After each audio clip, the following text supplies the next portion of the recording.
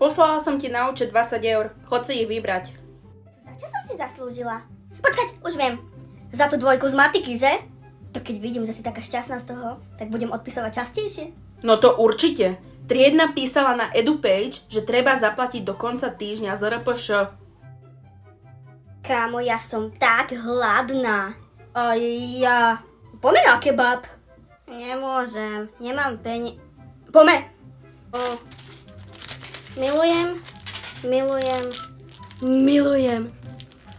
Inak si spomínala, že nemáš peniaze, či čo? No, však ako fakt nemám teraz. Toto som kupovala z peniazy, čo mi mama dala na ZRPŠ. No a?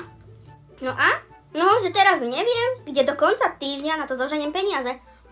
Si normálna? Však ZRPŠ, pokiaľ viem, nie je povinné. Povedz učiteľke, že neuvidí ani euro a hotovo. Počkaj, to akože fakt? Reálne? To som nevedela, ale fakt, čo? Dobre, vybavené. Výborne. Ja neviem, čo stresuješ. Super. To tým pádom môžeme ešte dať na kebab aj zajtra kľudne. Počkaj.